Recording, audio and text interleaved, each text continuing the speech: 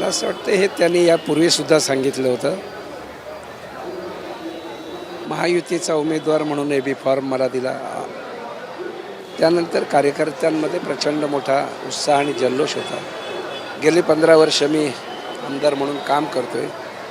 दादरसारख्या भागामध्ये बाळासाहेबांचे विचाराचे लोक राहतात, जनता राहते आणि या ठिकाणची उमेदवारी न भरता शेवटी इथल्या मोठ्या जनतेचं काय करायचं, आमच्या शाखा आहेत त्याचं काय करायचं, एक मोठा प्रश्न कार्यकर्त्यांसमोर आहे. त्यामुळे पक्ष जिवंत ठेवणं, बाळासाहेबांचे विचार सतत पुढे घेऊन जाणे, यासाठी ही उमेदवारी लढणं आवश्यक आहे. आणि ते काम एकनाथ शिंदेसाहेब, फडणवीस साहेब, अजितदादा आणि आठवलेंच्या आशीर्वादांमुळे मी करण्याचं भाग्य मला मिळालं. मी त्या सगळ्यांचे मनापासून आभार व्यक्त करतो. यशवंत खिलेदारांनी एकनाथ शिंदे यांच्यावरती टीका केलेली आहे, ते कपटी मनाचे आहेत असं त्यांनी म्हटलं आहे. राजसाहेब यांचं मन दिलदार आहे. श्रीकांत शिंदेना आम्ही मदत केली इच्छा नसताना देखील, आता मात्र कपटीपणा दाखवतात असं म्हटलंय. कसं पाहता याकडे तुम्ही? बघा, किल्लेदार किती मोठे कार्यकर्ते आहेत मला माहीत नाही, पण राजसाहेबांचा आजही आम्ही आदर करतो. आणि मुख्यमंत्री असूनसुद्धा स्वतः शिंदेसाहेब हे राजसाहेबांना अनेकदा भेटायला आले. त्यामध्ये आदराचीच भावना होती आणि ती आजही आहे.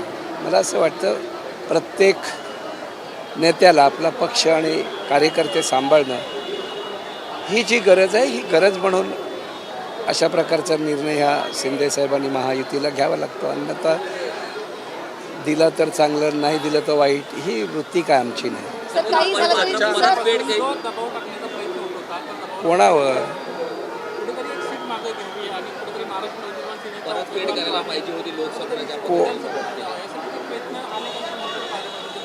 मला असं वाटतं शिंदेसाहेबांनी सुद्धा, तसंच फडणवीस साहेबांनी सुद्धा काल संध्याकाळी अजितदादांनी या सगळ्या माहितीच्या लोकांनी सांगून झालेलं आहे. पुन्हा पुन्हा तोच प्रश्न मागे घ्यायचं का मागे. या ठिकाणची जी साधारणतः 3.5 लाख ते 4 लाख जनता आहे, ह्याला आपल्यातलाच उमेदवार हवा आहे, आमदार हवा आहे, त्यांची ती भावना आहे. आणि मग त्या भावनेचा सन्मान करणं, राखणं हे माझ्यासारख्या एका सामान्य कार्यकर्त्याचं मला असं वाटतं पहिलं कदाचित सर, ज्याप्रमाणे लोकसभेला राज ठाकरेंनी भाजपला समर्थन दिलं होतं, त्या अनुषंगाने कदाचित या मतदारसंघातून भाजपचं जे संपूर्ण वोट असेल ते अमित ठाकरे यांच्याकडे वळू शकतात. महायुतीचा धर्म म्हणून फडणवीस साहेबांनी सांगितलं की आमची युती शिवसेना, भाजप, राष्ट्रवादी आणि आठवलेकर अशीच आहे आणि म्हणून आम्हाला महायुतीचाच उमेदवार निवडून द्यावा लागेल हे त्यांनी स्पष्ट सांगितलं. त्यानंतर अशा प्रकारचे प्रश्न काही आपण निर्माण करणं मला असं वाटतं उचित नाही. या विषयावरती जवळजवळ पडदा पडलेला आहे. उमेदवार म्हणून मी निवडणूक लढवणार आहे आणि जनता जनार्दनांचे आशीर्वाद आहेत. मला असं वाटतं यश निश्चित आहे. सर, इथे तुम्ही माघार घेत नाही म्हणून राजू पाटील यांनी अंबरनाथ मतदारसंघामध्ये ठाकरे गटाच्या उमेदवाराला पाठिंबा दिलेला आहे, कसं पाहतात? मला असं वाटतं हे मला याबाबतीतली माहिती नाही. मी फक्त माझ्या मतदारसंघापुरता माझी जी भूमिका स्पष्ट करू शकतो. इतर ठिकाणचे निर्णय हे सक्षम आहेत. पक्षाचे नेते प्रमुख एकनाथजी, ते मला वाटतं हे सगळे निर्णय घेतील. रमेश चंदीकर असं म्हणतायत की सध्या जनतेची एकनाथ शिंदेची दिवाळी आणि जनतेची दिवाळी निघाली. कोण काय प्रत्येक म्हणतो त्याच्यावर मी, ही सगळी मोठी माणसं आहेत, मोठी वक्तव्य करणारा मी एक सामान्य कार्यकर्ता आहे. मला हेच कळतं की लोकांना हवा असलेला लोकप्रतिनिधी मिळावा ही भावना लोकांची असते. जो सहज उपलब्ध होईल, 365 दिवस आपल्यासाठी काम करेल असा लोकप्रतिनिधी हवा आहे. आणि तो अनुभवाने त्यांना माहिती आहे की काहीही झालं तरी आमदार तुम्हीच होणार पुन्हा एकदा. लोकांनी ठरवलं की यांनाच आमदार करायचं आणि म्हणून लोकांचा दबाव आहे की मागे घ्यायची नाही. ठाकरे विरुद्ध थेट लढत होणार आहे. आता कन्फर्म झालं आहे. CMचा तुम्हाला सपोर्ट आहे, मात्र भाजपचा कदाचित सपोर्ट नसेल असं वाटतं. मला पूर्ण महायुतीचा सपोर्ट आहे. मी महायुतीचा उमेदवार आहे. आशीर्वाद सगळ्यांचे आहेत. आणि जेव्हा आपण कुठली स्पर्धा किंवा निवडणूक लढवतो त्यावेळेला माझ्यासमोर कोण आहे यापेक्षा मी मतदारसंघात काय केलं आहे, मी नावापेक्षा कामाने लोकांसमोर जाणार आहे आणि म्हणून मला असं वाटतं मी इतरांवरती तिथे एक दीपोत्सवच्या मध्ये जे मनसेकडून जे कंदील लावण्यात आले होते ते महानगरपालिकेने काढले आहेत निवडणुकी आयोगाच्या आदेशानुसार, कारण त्यावरती कंदीलवरती मनसेचा तो लोगो होता आणि तो शिस्तबद्ध आहे असं त्यांचं मत आहे. आचारसंहिता प्रत्येक पक्षाने पाळली पाहिजे आणि ते काम हे पक्षांचं आहे.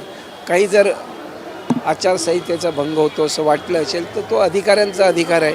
मला असं वाटतं हा एक हिंदूंचा सण आहे, तो जल्लोषात साजरा झाला पाहिजे. त्यासाठी आवश्यक असलेल्या सगळ्या गोष्टी केल्या पाहिजे.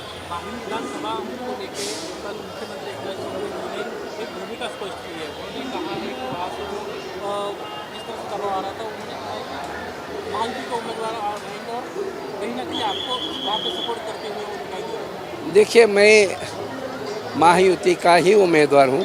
आशीर्वाद मुझे एकनाथ जी शिंदे साहब, फडणवीस साहब, अजित दादाजी और आठवले जी सब नेताओं ने दिया है. मैं उनका आभारी हूँ और मुझे पूरा विश्वास है यहाँ से 365 दिन लोक में रह के काम करने वाला जो आदमी है उनको ही वोट दे के धनुष्यबान ये विधानसभा में जाएगा.